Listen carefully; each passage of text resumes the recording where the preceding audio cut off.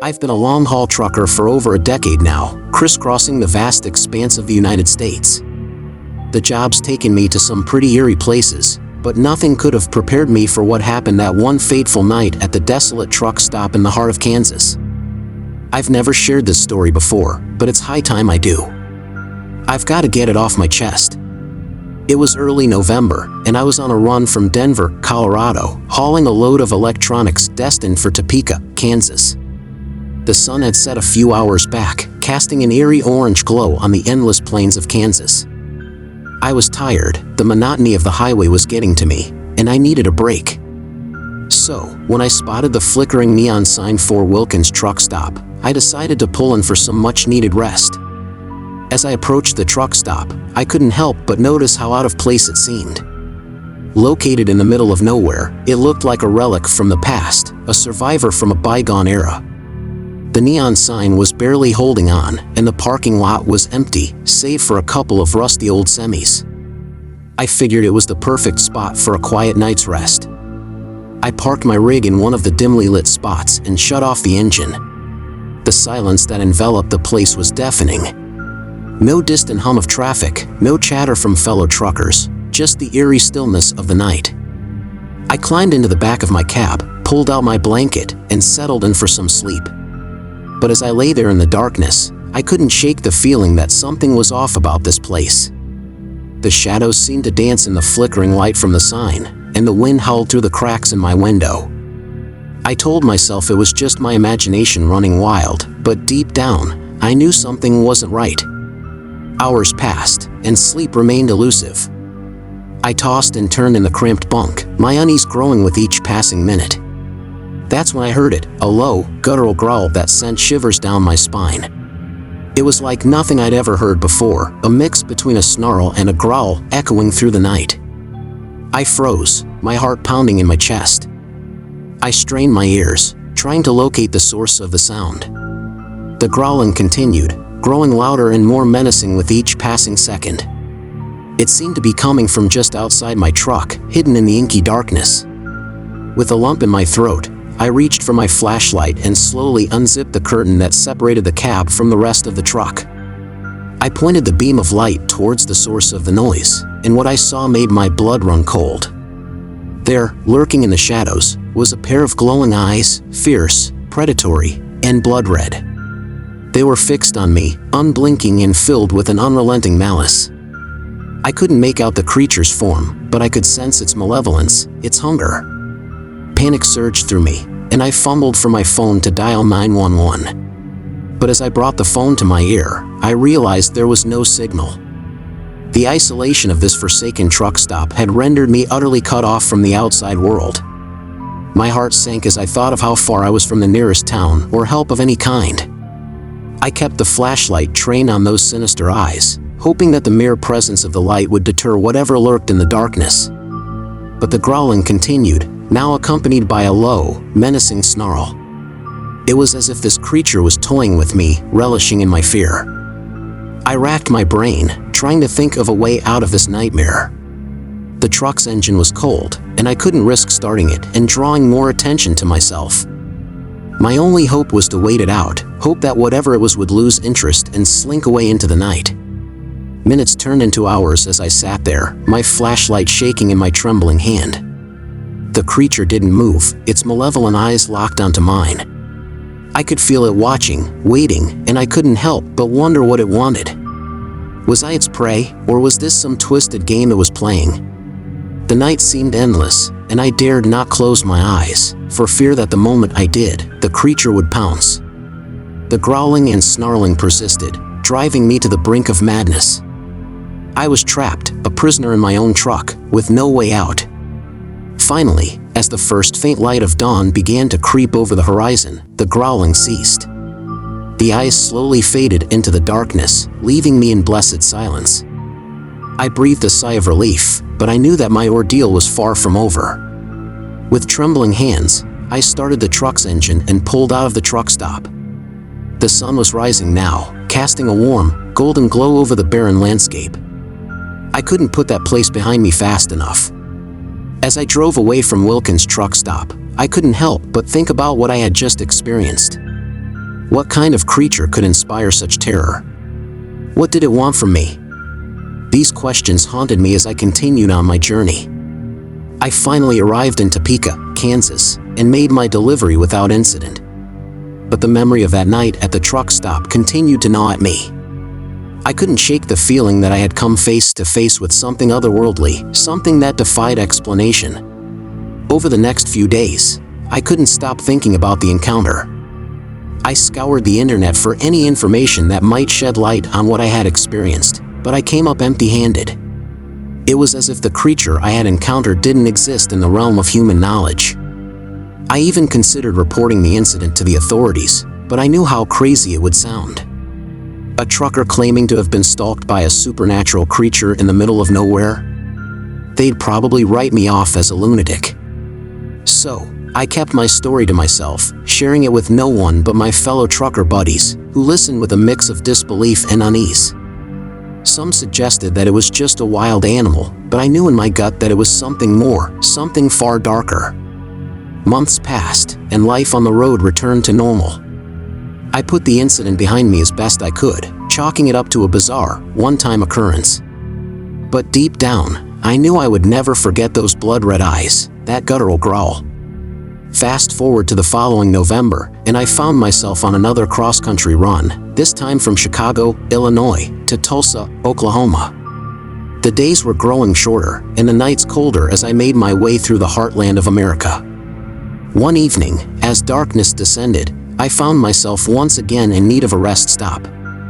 I spotted a sign for Miller's Truck Haven and decided to pull in. It was a much larger truck stop than the one in Kansas, and I hoped the presence of more people would put my mind at ease. I parked my rig in a well-lit area, far from the desolation of Wilkins' truck stop.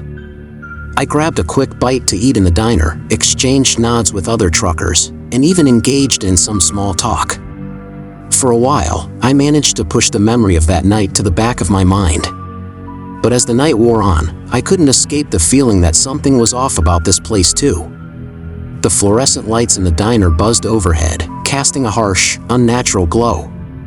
The air was thick with the smell of grease and diesel fuel, and the constant hum of conversation was maddening. I decided to retreat to the relative peace and quiet of my truck's cab, hoping to get some rest before hitting the road again. I climbed into the bunk, pulled the curtain closed, and closed my eyes. But just like before, sleep eluded me.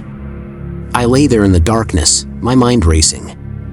That's when I heard it, a low, menacing growl, just like the one from that night in Kansas. My heart sank as I realized that the nightmare was beginning anew.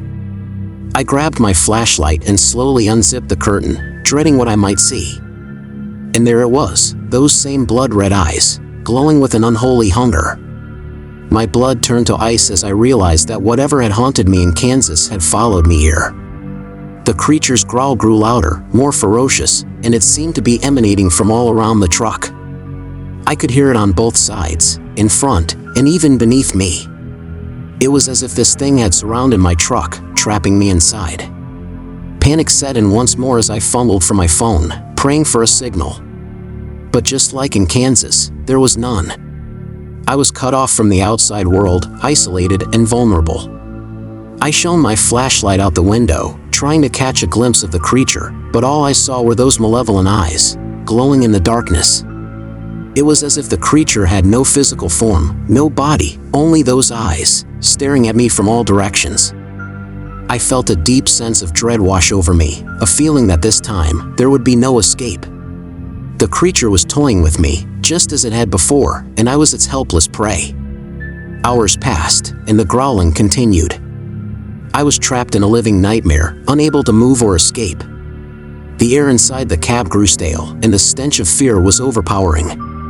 As the first rays of dawn broke over the horizon, the growling finally ceased. The eyes faded into the darkness, leaving me shaken and exhausted. I started the truck and got the hell out of there, not looking back. The rest of the drive to Tulsa was a blur, my mind consumed by the terror I had endured.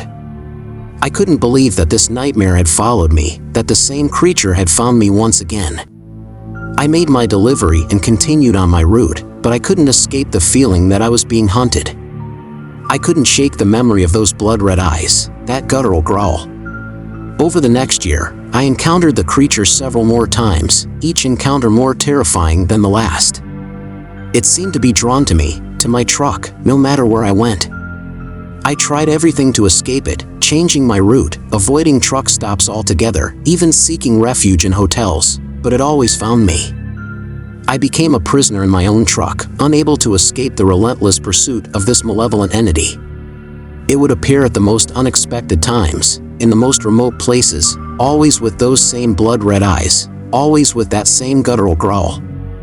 I couldn't sleep, couldn't eat, couldn't escape the constant fear that gripped me.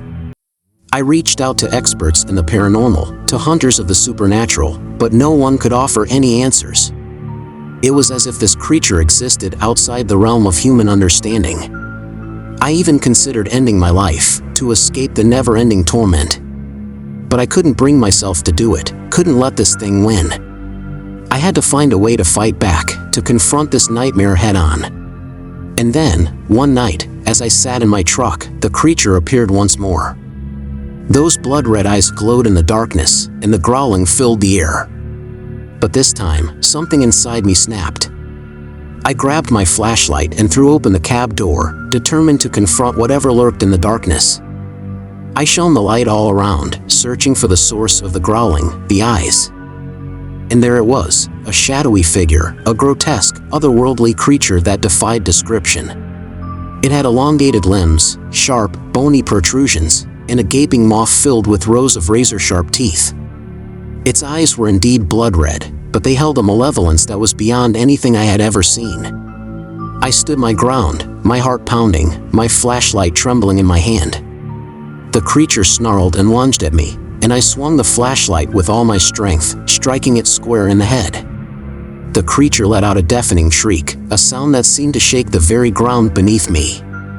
It stumbled back, disoriented and wounded, and then it simply vanished, dissipating into the night. I stood there, trembling, my breath ragged, unable to believe what had just happened. I had confronted the nightmare, faced the creature that had haunted me for so long, and I had survived. From that night on, the encounters with the creature ceased. It was as if I had broken its hold on me, driven it away for good. I continued my life as a trucker, but the memory of those nights would never truly leave me. I've shared this story now, not as a warning or a plea for help, but as a testament to the inexplicable horrors that can lurk in the most unexpected places. I don't know what that creature was, where it came from, or why it chose to torment me, but I do know one thing. I'll never forget those blood-red eyes, that guttural growl, and the nightmarish terror they brought into my life. Let's hop onto story number 2, but before I begin reading, make sure that you have subscribed to Mr. Scare for regular horror podcasts.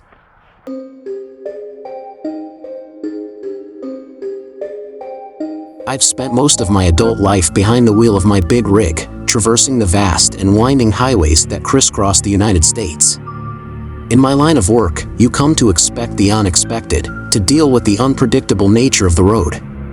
But there's one experience that will forever linger in the darkest corners of my mind, a nightmarish encounter that unfolded at a desolate truck stop somewhere along the forgotten roads of Oklahoma.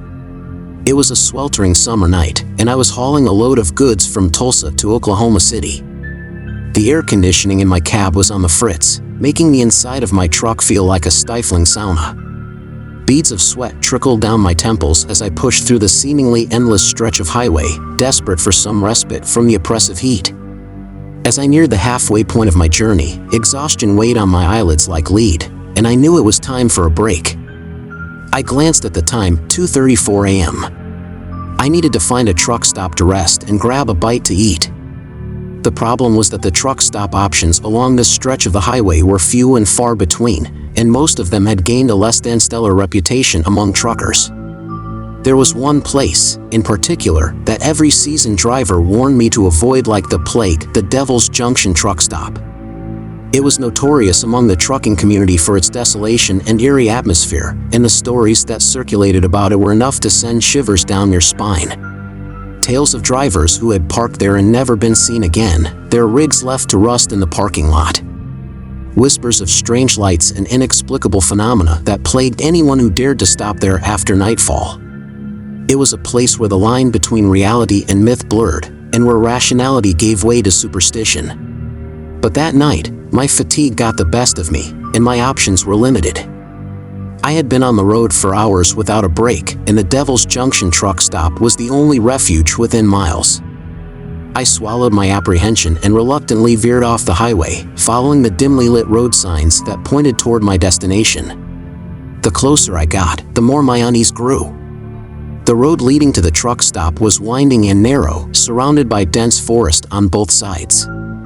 The trees loomed overhead, their branches clawing at the night sky like skeletal fingers.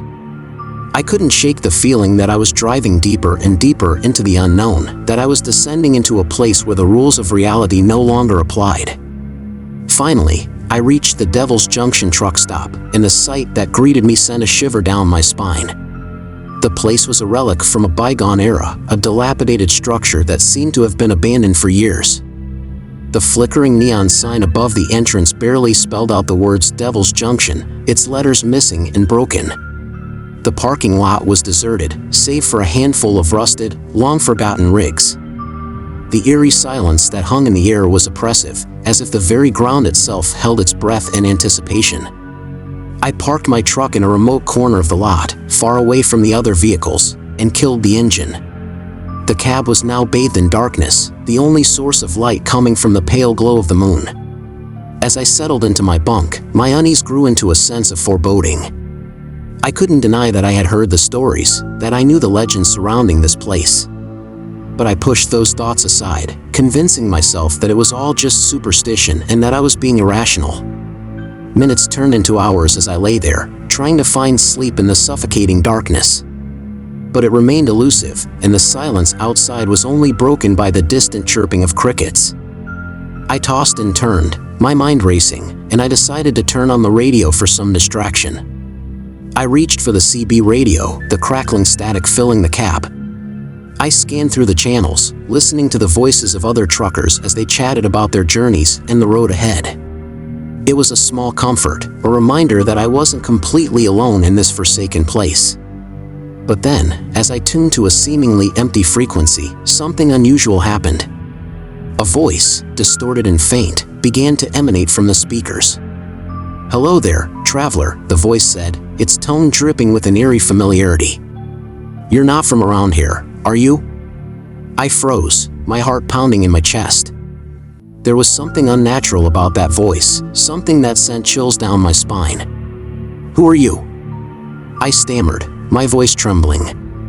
The voice on the radio chuckled, a sound that sent shivers down my spine. "Just call me the Watcher, my friend. I've been watching you for a while now." Dread settled over me like a heavy shroud. I had never felt so exposed, so vulnerable. The voice claimed to have been watching me, but from where? And how did it know I was an outsider? "You're in a dangerous place, traveler," the Watcher continued, its words laced with a sinister edge. "A place where the lost and the forgotten wander. But you're different. You have a choice to make." I felt a growing sense of panic as I listened to the cryptic words of the Watcher. What choice did I have to make? What did it want from me? The voice on the radio ignored my questions and continued, "Do you dare to explore the mysteries of this place, to uncover the secrets that lie hidden in the darkness?" I hesitated, my mind racing. The stories, the legends, the warnings, they all flooded back into my consciousness. This was a place where truckers vanished, where strange occurrences defied explanation. And now, I was being offered a choice that could change the course of my life forever. "I don't want any trouble," I stammered, my voice quivering. "I just want to rest and get back on the road." The Watcher's laughter echoed through the cab, a haunting sound that seemed to reverberate in the very air around me. "Trouble, my friend, is already upon you. But whether you embrace it or run from it, that is a choice only you can make." With those cryptic words, the voice on the radio fell silent, leaving me alone in the darkness with my thoughts. The sense of foreboding that had gripped me earlier had now intensified, and I couldn't escape the feeling that I was being drawn into something far beyond my understanding. Hours passed, and the Watcher's voice did not return. I lay there in my bunk, my mind racing, as I contemplated my next move. Should I stay and investigate the mysteries of this forsaken place, or should I heed the warnings and flee before it was too late? As the first light of dawn began to break on the horizon, I made my decision. I couldn't shake the feeling that I was being watched, that there were eyes upon me, and that I was not alone in this desolate truck stop. I started the engine of my rig and pulled out of the Devil's Junction truck stop, leaving behind the eerie silence and the mysteries that lingered in the shadows. As I merged back onto the highway, the sense of relief that washed over me was palpable. But the memory of that night still haunts me, and I can't help but wonder about the secrets that lurk in the darkness of the Devil's Junction truck stop. The Watcher's voice, the legends, the stories, they all linger in my mind, a constant reminder that the road can take you to places you never intended to go, and that some mysteries are better left unsolved.